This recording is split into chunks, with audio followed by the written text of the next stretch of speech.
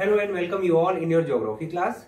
So today it's a very important chapter for you, that is urbanization and its impact. So आज हम discuss करेंगे urbanisation के बारे में और उसके इम्पैक्ट के बारे में. तो कुछ अर्बनाइजेशन का मेरिट भी होता है और डिमेरिट भी होता है. It means some positive impact and negative impact. So let we start today's session. Urbanization जिसे हम बोलते हैं शहरीकरण. शहरीकरण नाम से ही पता चला होगा. अर्बन, अर्बन मीन्स शहर and a process in which, ठीक है, अर्बनाइजेशन एक प्रोसेस है in which the people move from the rural area to urban area. एक ये मूवमेंट है पीपल्स का rural area to urban area. ठीक है, लोग रूरल एरिया से जब अर्बन एरिया की ओर जाते हैं, देन बिकॉज ऑफ विच, और जिसके मूवमेंट के कारण यानी इस माइग्रेशन के कारण जो सिटीज होती हैं वो डेवलप करती हैं. ठीक है, then this process is known as urbanization. So it is the migration of the peoples from rural to urban areas which will be developing the cities and towns. तो अर्बनाइजेशन एक ऐसा प्रोसेस है जिसमें जो लोगों का माइग्रेशन होता है from rural to urban area, और जिसके चलते शहरों का निर्माण होता है. शहर जो होते हैं वो बिगिंस टू ग्रो करने लगते हैं. देन उसी प्रोसेस को हम बोलते हैं अर्बनाइजेशन, और हिंदी में इसको बोलते हैं शहरीकरण. यानी जो कभी रूरल एरिया था अब उसमें डेवलपमेंट होने लगा और वो किस में चेंज होने लगा? शहरीकरण में, यानी कि शहर बनने लगा. सो अब अगर ये अर्बनाइजेशन होगा, सिटीज क्या करेंगी? ग्रोथ करेंगी. अब जब ग्रोथ करेंगे cities, leads to the increase in population. ठीक है, पॉपुलेशन क्या करेगी? इंक्रीज कर जाएगी. किसमें? अर्बन एरियाज में. एंड कौन कौन से चेंजेस होंगे जब पॉपुलेशन इंक्रीज कर जाएंगी सिटीज में? तो कौन कौन से चेंजेस होंगे सिटी में? भाई आपका लैंड यूज पैटर्न बदल जाएगा. अभी तक जो लैंड एग्रीकल्चर के लिए यूज होती थी, अब क्योंकि the cities way growing, cities grow कर रही है, देन उसमें कंस्ट्रक्शन होने लगेगा, तो लैंड का जो यूज पैटर्न है वो चेंज हो जाएगा. देन इकोनॉमिक एक्टिविटीज आपकी चेंज हो जाएंगी. इकोनॉमिक एक्टिविटीज, ठीक है, इकोनॉमिक एक्टिविटीज भी चेंज हो जाएंगी. एंड हाउसिंग पैटर्न्स, जो हाउसिंग पैटर्न्स है, हाउसिंग सोसाइटीज बदल जाएंगी. ठीक है, इसके बारे में सबके बारे में हम आगे पढ़ेंगे. हाउसिंग सोसाइटीज के साथ साथ impact of the culture, then culture की कल्चरल एक्टिविटीज भी कुछ चेंज होने लगेंगी. And there will be the cultural changes will be observed after the urbanization. ठीक है, in the process of urbanization. So basically ये थोड़ा सा इंट्रोडक्टरी पार्ट था कि अर्बनाइजेशन क्या होता है और अर्बनाइजेशन के कारण क्या क्या चीजें शहर में चेंजेस होते हैं. So let's move further. Then what are the causes? ठीक है, अर्बनाइजेशन के कॉजेस कौन कौन से, ये इंपॉर्टेंट है. तो कॉजेस ऑफ अर्बनाइजेशन, तो पहला कॉज है आपका इंडस्ट्रियलाइजेशन. द फर्स्ट कॉज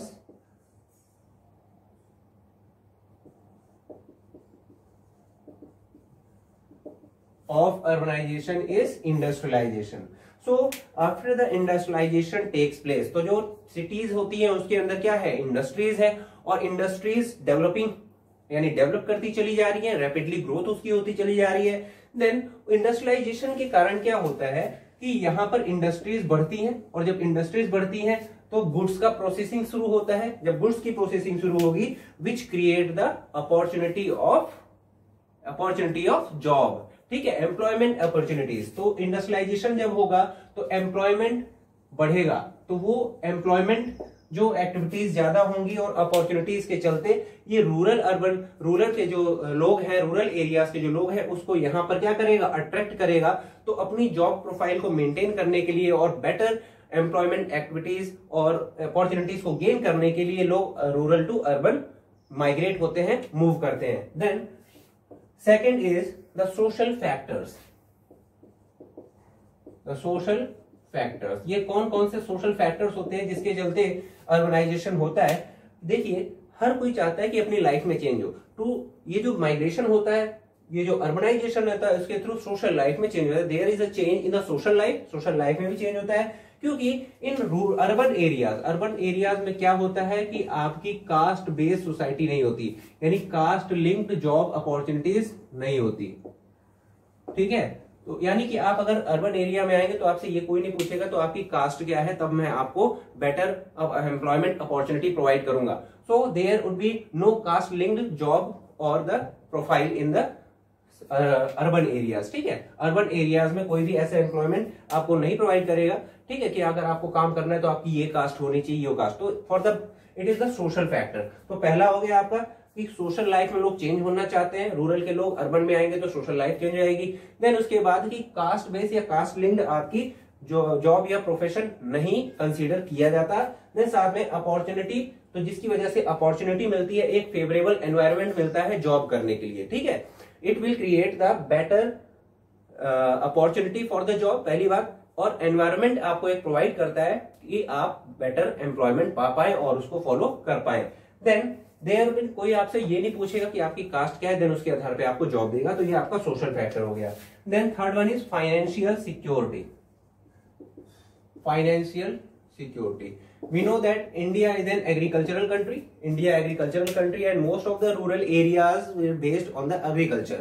तो अधिकतर जो रूरल एरिया है जो एग्रीकल्चर जैसी एक्टिविटीज के ऊपर बेस्ड है, बट इंडिया वो पूरी की पूरी मॉनसून पे निर्भर करता है। और कभी कभार क्या होता है कि मॉनसून क्या है, अनसर्टेन हो जाता है। तो जब अनसर्टेन माउंटेन में क्या होगा कि आपके फ्लड जैसे हालात होंगे या तो ड्रॉप जैसी चीजें, यानी कि बाढ़ जैसी चीजें आ जाएंगी और सूखे जैसे हालात हो जाएंगे। तो उस केस में लोग क्या करते हैं कि उस केस में लोग माइग्रेट करते हैं, कहां से, rural to urban, rural to urban आ जाती है। ठीक है, तो ये तो पहला रीजन हो गया, बिकॉज की एग्रीकल्चरल एक्टिविटीज हो सकता है कि बहुत ज्यादा लॉस भी दे दे कभी because of the uncertain monsoon. तो लोग रूरल टू अर्बन जाते हैं, जिसकी वजह से उनको एक फाइनेंशियल सिक्योरिटी यानी कि एक आय का स्रोत बना रहता है। एक और एग्जांपल मैं आपको देता हूं कि सपोज आपकी फैमिली में 5 लोग हैं, ठीक है, और आप गांव में रहते हैं, रूरल एरिया में रहते हैं। देन आप क्या करेंगे कि ये एग्रीकल्चर कर रहे हैं, पांचों के पांचों लोग एग्रीकल्चर में लगे हुए हैं। ठीक है, ध्यान समझिएगा, 5 लोग हैं आपकी फैमिली में और पांचों के 5 कहां लगे हुए हैं, एग्रीकल्चरल एक्टिविटीज में लगे हुए हैं।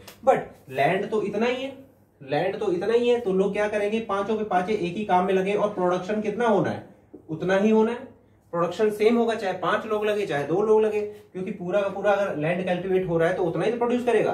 तो इससे बेटर क्या है, लोग सोचते हैं कि ये 2 लोग को एंगेज किया जाता है एग्रीकल्चरल एक्टिविटीज में और बचे 3 लोग आपके कहां आ जाते हैं, अर्बन एरिया में आ जाएंगे। ठीक है, देन अर्बन एरिया में आके कोई दूसरी जॉब करेंगे जिसकी वजह से एक्स्ट्रा इनकम इसकी होगी, विच support the life of comfortable life for their family, जो कि उनको कंफर्टेबल लाइफ प्रोवाइड करेगी। तो बेटा ये आपका तीसरा फैक्टर था। Then fourth is the better transport communication, transport and communication.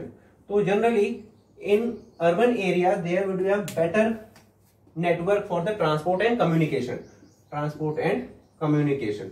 तो there will be a better transport और linkage of the transport and communication in urban areas, जिसकी वजह से जैसे रोडवेज हो गया, रेलवेज हो गया, नेटवर्क हो गया, एंड बेटर आपकी अगर देखें नेटवर्किंग हो गई या फोन लाइन हो गई या पोस्टल सर्विसेज हो गई। सो इस एडवांसमेंट के थ्रू लोग क्या है यहाँ पे ये सारी चीजें अट्रैक्ट करती हैं। ठीक है, फॉर बेटर लाइफ के लिए। ठीक है, सो पीपल जो कि रूरल से अर्बन एरिया जा रहे हैं, ये फैसिलिटीज उनको अट्रैक्ट करती है, इसकी वजह से भी आपका अर्बनाइजेशन होता जा रहा है। Then the fifth cause is the better educational opportunities, education opportunities और अ सिस्टम। ठीक है, इन स्पाइट ऑफ अगर आप देखें as compared with the rural areas, the urban areas having the better educational opportunities, they have a big school, good schools, colleges, universities, the colleges of medical colleges and engineering colleges. तो जो rural areas के जो आपके young man और women है वो क्या करेंगे, वो अट्रैक्ट होंगे ऐसी बेटर एजुकेशनल फैसिलिटीज और अपॉर्चुनिटीज के थ्रू, क्योंकि उनको पता है कि if we gain the better educational opportunities, ठीक है, हम इसको अडॉप्ट करते हैं तो हमारा जो ह्यूमन रिसोर्स है वो डेवलप करेगा और हम आगे भी सोच सकते हैं और अपने लिविंग ऑफ स्टैंडर्ड और लाइफ को स्टैंडर्ड बना सकते हैं to gain the better employment after getting the better education. So the third six one is modernization, modernization. So as we know, as compare to the rural area urban areas where developed, वो ज्यादा developed होते हैं, उसमें technological skills और upgraded technologies होती हैं, better infrastructure होता है। देन कम्युनिकेशन, मेडिकल फैसिलिटीज की बात करें, standard of living of standard अच्छा होता है, और इंटरटेनमेंट की फैसिलिटीज भी अच्छी होती हैं। Then all these facilities and the modern equipments and the modern techniques where attract these peoples of rural areas. That's why they came or migrate from rural to urban area to find these types of facilities, the entertainment facilities. भाई बिल्कुल वो भी मैंने उनका भी मन करता है कि वो बेटर अपॉर्चुनिटीज और बेटर फैसिलिटीज को कंज्यूम करें, यूज करें. That's why they migrate from rural to urban. Then the seventh is, so these are the causes of the urbanization. ये urbanization के causes हो गए. Then what are the impact of urbanization in our society. ठीक है, urbanization का क्या impact पड़ता है. So urbanization have both merits and demerits. उसके कुछ पॉजिटिव इम्पैक्ट भी हैं और कुछ नेगेटिव इम्पैक्ट भी हैं. ठीक है, तो उन पॉजिटिव इम्पैक्ट में सबसे पहली बात है पॉपुलेशन. ठीक है, पॉजिटिव इम्पैक्ट. ठीक है, तो पॉजिटिव इम्पैक्ट की अगर बात करते हैं तो better living of standard. Better living of standard. The peoples move from rural to urban area to find for the better living of standard. तो लोग क्या कहते हैं कि जो रूरल एरिया से अर्बन एरिया में आ रहे हैं उनका लिविंग ऑफ स्टैंडर्ड बढ़ जाएगा, और जब लिविंग ऑफ स्टैंडर्ड बढ़ जाएगा तो फिर जो शहर है उसकी जो स्टैंडर्ड लाइफ है वो ज्यादा ज्यादा प्रोस्पेरस हो जाएगी, which supports the countries economy. ठीक है, देखिए जो ज्यादा प्रोस्पेरस होगा, ठीक है, शहर ज्यादा प्रोस्पेरस है और वो टैक्सेस भी पे करते हैं. ठीक है, land tax, transport tax, public tax, electricity tax. ठीक है, ठीक है, ये सारे के सारे जो टैक्सेस है वो कहाँ जा रहे हैं, आपके गवर्नमेंट के पास. तो जितने ज्यादा आपकी पब्लिक एमिनिटीज आप कंज्यूम करेंगे, आप गवर्नमेंट को उतना ज्यादा टैक्स पे करेंगे, और गवर्नमेंट पॉलिसीज तैयार करेगी, कंस्ट्रक्शन करेगी, इंफ्रास्ट्रक्चर बढ़ाएगी. दैट विल क्रिएट, वो इंक्रीज कर देगा आपकी कंट्रीज की economies and which support the countries welfare. Then the second mean, पहली बात तो क्या, एडवांसमेंट होती चली जाएगी, प्रॉस्पेरस हो जाएगा आपका नेशनल इकोनॉमी. देन नए नए innovation and development of ideas आएंगे, इनोवेशन आएगा. ठीक है, जब लोग एक जगह से दूसरी जगह आएंगे, अर्बनाइजेशन होगा तो कंस्ट्रक्शन होगा, इंफ्रास्ट्रक्चर बढ़ेगा, तो नई नई टेक्निक्स और इनोवेशन सामने आएगा विच सपोर्ट द इंडियाज और द एनी कंट्रीज इकोनॉमी. ठीक है, देन इंक्रीज इन, अब एम्प्लॉयमेंट में क्या प्रभाव पड़ेगा, एम्प्लॉयमेंट की जो अपॉर्चुनिटीज है वो क्या करेंगी, एम्प्लॉयमेंट इंक्रीज करेगा. और व्हेनेवर द एम्प्लॉयमेंट इंक्रीज, और जब एम्प्लॉयमेंट इंक्रीज करेगा तो लिविंग ऑफ स्टैंडर्ड भी बढ़ता चला जाएगा. ठीक है, यानी हर पर्सन अपने लिविंग ऑफ स्टैंडर्ड को बढ़ा पाएगा, ग्रोथ उसकी अच्छी हो पाएगी, because they have got the employment, the better employment. तो एम्प्लॉयमेंट फैसिलिटीज भी अच्छी होती चली जाएंगी. And the access of education facilities. ठीक है, एक्सेस ऑफ एजुकेशन. देन अब ये जितने सारे लोग रूरल टू अर्बन एरियाज आते हैं उनका बेहतर एजुकेशनल फैसिलिटीज जब उनको मिलती है तो उनका जो ग्रोथ होता है वो बेटर ग्रोथ होगा, जिसकी वजह से जब उनको एजुकेशन के सारे राइट्स मिल जाएंगे, एजुकेशन बेटर होगा तो वो अच्छा एम्प्लॉयमेंट पाएंगे, और जब एम्प्लॉयमेंट अच्छा पाएंगे तो उनका ग्रोथ अच्छा होगा और वो अपनी कंपनी की, अपनी कंट्री की इकोनॉमी को सपोर्ट करेंगे और कंट्री की इकोनॉमी भी बढ़ती चली जाएगी. Then this is the access of the education. Then the better health care facilities भी इसके साथ जुड़ा है. ठीक है, तो access of the education and health care facilities भी बहुत अच्छी हो जाएंगी. Then the child survival rate in urban areas is greater than the rural area. तो चाइल्ड का जो सर्वाइवल रेट है वो भी as compare to the rural area वो ज्यादा होगा, क्योंकि जो बच्चे होता क्या है कि सिटीज में मेनली आपकी जो हेल्थ केयर फैसिलिटीज होती है चाइल्ड के लिए वो ज्यादा बेटर है, विच सपोर्ट देयर सर्वाइवल, जो उसकी सर्वाइवल को और ग्रोथ को क्या करता है, पॉजिटिव इंपैक्ट देता है, जिसकी वजह से चाइल्ड का सर्वाइवल वो ज्यादा होगा as compare to the rural areas, because of the health care facilities are better in the urban areas. Then developed, अब जब देखिए एक्सेस ऑफ एजुकेशन जब होगा तो ह्यूमन रिसोर्स यानी कि हम ह्यूमन रिसोर्स यानी मानव संसाधन क्या करेगा, उसका भी डेवलपमेंट होगा. The development of the human resource, इसको हम सेवेंथ फैक्टर में, सेवेंथ इंपैक्ट में इंक्लूड कर सकते हैं कि because of the access of the education and their facilities the human resource will develop. अगर मनुष्य को अच्छी एमिनिटीज मिले, अच्छी फैसिलिटीज मिले, चाहे वो हेल्थ केयर फैसिलिटीज हो, चाहे आपकी एजुकेशनल फैसिलिटीज हो, तो उसका जो डेवलपमेंट होगा वो ऑल अराउंड होगा और वो सपोर्ट करेगा किसी भी कंट्री के डेवलपमेंट के लिए भी। Then the wide choice of future. अब अगर आपने अच्छी एजुकेशन पाई है, देन अगर शहर में क्या होता है, देखिए रूरल में तो एग्रीकल्चर बेस्ड सोसाइटी, छोटी मोटी जॉब्स है, बट आपकी अर्बन एरियाज में जो जॉब प्रोफाइल है, जो जॉब अपॉर्चुनिटीज है वो बड़ी बड़ी है और डिफरेंट आपके स्ट्रेटेजीज के थ्रू और डिफरेंट कह सकते हैं अलग अलग क्षेत्र में आपको बेटर अपॉर्चुनिटीज मिलेंगी।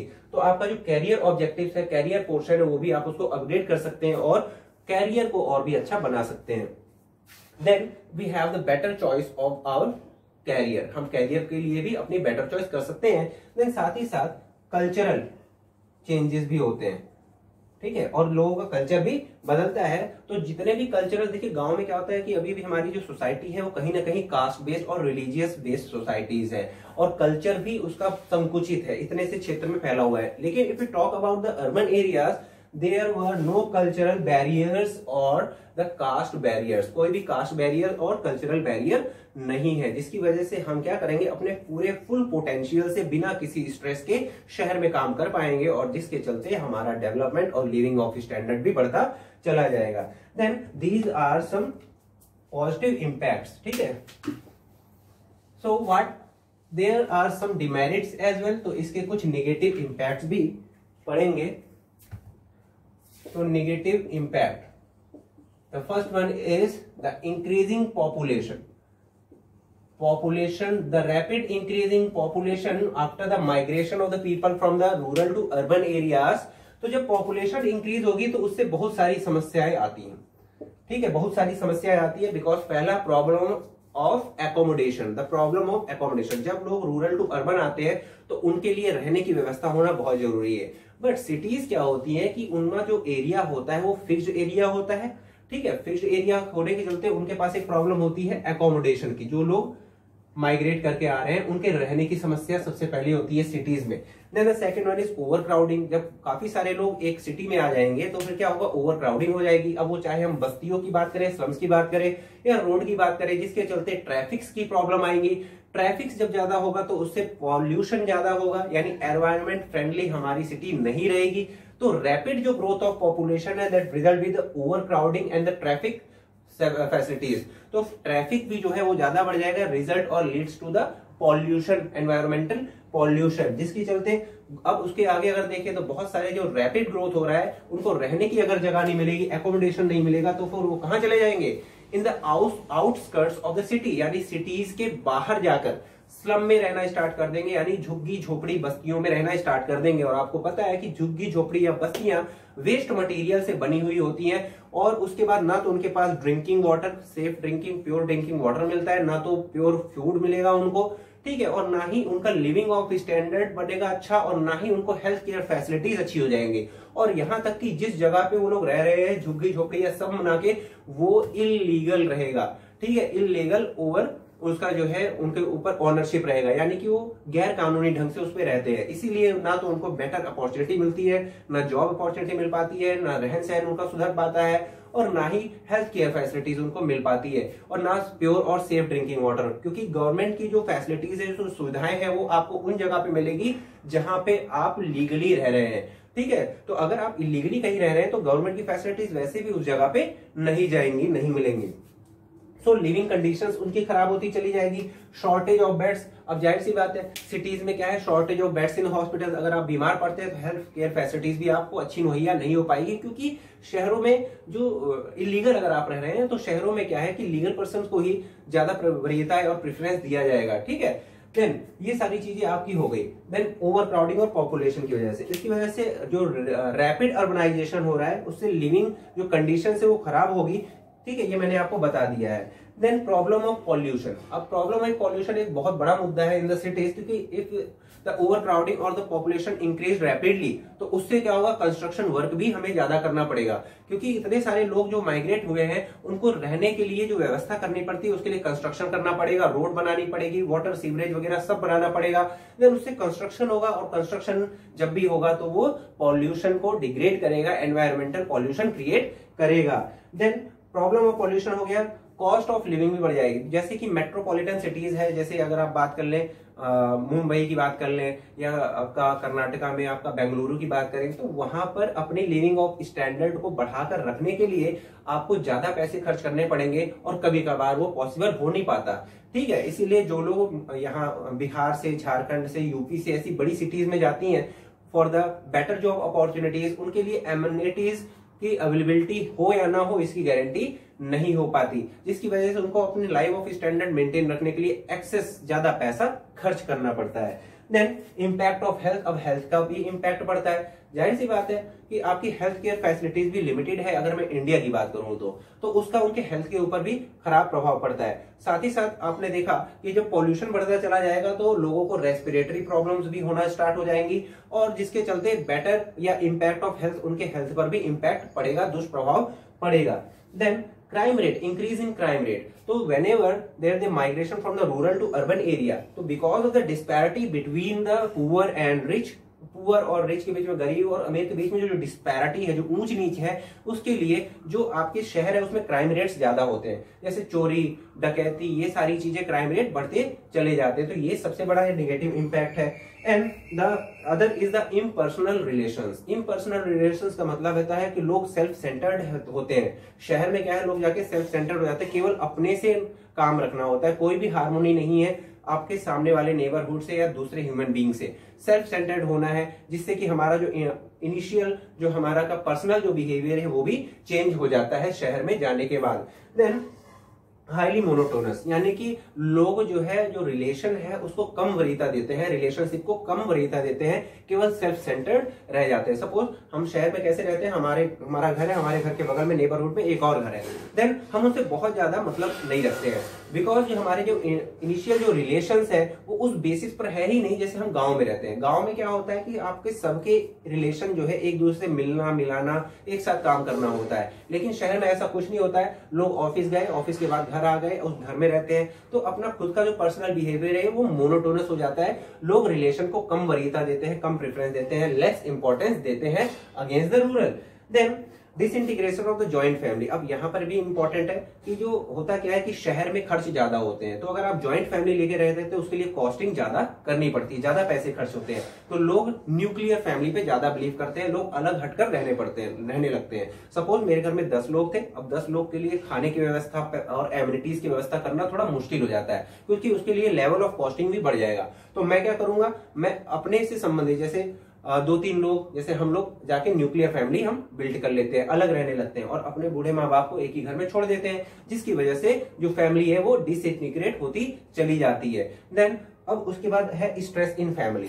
फैमिली का जो स्ट्रेस है वो भी एक नेगेटिव इंपैक्ट है, because to maintain the living of the standard, तो जो घर की महिलाएं हैं शहरों में वो भी वर्क के लिए जाती है, वो भी जॉब के लिए बाहर जाती हैं। अब जिसकी वजह से कुछ घरों में ये होता है कि महिलाएं या जो वुमेन्स है वो घर का काम करें या बाहर जाए, तो जिसकी वजह से जो घर के लोग हैं, बूढ़े बुजुर्ग हैं, वो स्ट्रेस प्रोड्यूस कर देते हैं आपके घर में या आपकी फैमिली में। ठीक है, क्योंकि जो वुमेन है वो घर को ध्यान नहीं दे पाती है, केवल बाहर ही ध्यान दे पाती है, जॉब को ही ध्यान दे पाती है, जिसके चलते फैमिली में स्ट्रेस भी हो सकता है। तो ये कुछ थे नेगेटिव इंपैक्ट। सो अब अगर बात आती है तो इन सारे नेगेटिव इंपैक्ट को खत्म कैसे किया जाए, तो what will be the initiatives which we have to take place, और गवर्नमेंट को कौन कौन से इनिशिएटिव्स लेने चाहिए to reduce the negative impact of urbanization. First of all आपकी अगर बात करें तो डेवलपिंग सस्टेनेबल, ठीक है, सस्टेनेबिलिटी और एनवायरमेंट फ्रेंडली सिटीज को बनाना, यानी कि सिटीज हमारी ग्रीन सिटीज होनी चाहिए, एनवायरमेंट फ्रेंडली होनी चाहिए, जिसमें पॉल्यूशन लेवल कम हो,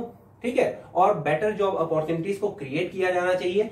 स्किल यानी जो लोग हैं उनको स्किलफुल बनाना चाहिए। देखिए सबसे अच्छी बात है कि अगर आप स्किल्ड लोगों को स्किल्ड बना देंगे, कहां पर, रूरल में ही अगर आप स्किल बना देंगे तो वो अपने उस स्किल का यूज जो है, का जो कंजप्शन है वो किस रूरल एरिया में ही कर सकेंगे, और रूरल का भी डेवलपमेंट होता चला जाएगा, जिसकी वजह से इनको अर्बन में आने की जरूरत ही नहीं पड़ेगी, यानी कि आपको माइग्रेशन की जरूरत ही नहीं पड़ेगी, बिकॉज सारी की सारी चीजें रूरल में ही उन्होंने अपने स्किल के थ्रू प्रोड्यूस कर ली है, तो डेवलप कर ली है। तो इसीलिए अगर आपने देखा होगा तो गवर्नमेंट ऑफ इंडिया है उसने आत्मनिर्भर भारत, ठीक है, आत्मनिर्भर भारत जैसा प्रोग्राम और पॉलिसी तैयार की है। इसके अंतर्गत कि इंडिया के ही लोगों को स्किलफुल बनाना, अब वो चाहे अर्बन हो चाहे रूरल हो, तो इंडिया के ही रूरल को जो आपके पर्सन है, जो पीपल्स है, उनको स्किलफुल बनाना और उस स्किल का यूज वो इंडिया के डेवलपमेंट के लिए, अब वो चाहे रूरल हो या अर्बन हो, दोनों के लिए कर पाएगा।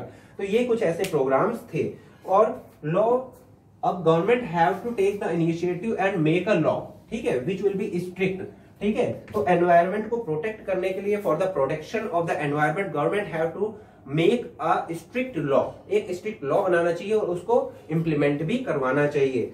Then encouraging the sustainable resources, और हमें सस्टेनेबल रिसोर्सेज को ज्यादा बेटर यूज के लिए प्रेरित करना चाहिए लोगों को। अब सस्टेनेबल रिसोर्सेज का मतलब है कि ग्रीन रिसोर्सेज, ठीक है, यानी ऐसे रिसोर्सेज, ऐसी एनर्जीज का यूज करना जो कि लॉन्ग टर्म हो, जो रिन्यूएबल एनर्जी हो, जैसे कि आपका वेस्टेज ऑफ वाटर ना हो, रिन्यूएबल ऑफ वाटर हो, कंजर्वेशन ऑफ वाटर हो, और ग्रीन हाउस गैसेस का यूज ना किया जाए, जैसे आपका देखो पेट्रोल, डीजल, ऐसे फ्यूल का यूज ना किया जाए, ग्रीन फ्यूल का यूज किया जाए जिससे पॉल्यूशन कम हो। तो ये सस्टेनेबल डेवलपमेंट जरूरी है और सस्टेनेबली हमें एनवायरनमेंट को देखना पड़ेगा, उसके बारे में जागरूक रहना पड़ेगा। तो ऐसी कुछ पॉलिसीज होनी चाहिए।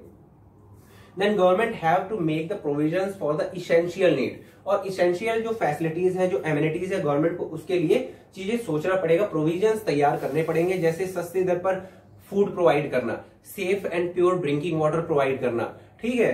Then education, health care facilities, sanitation, ये सारी चीजें सस्ते दर पर प्रोवाइड करना, हर किसी को प्रोवाइड करना बहुत जरूरी है।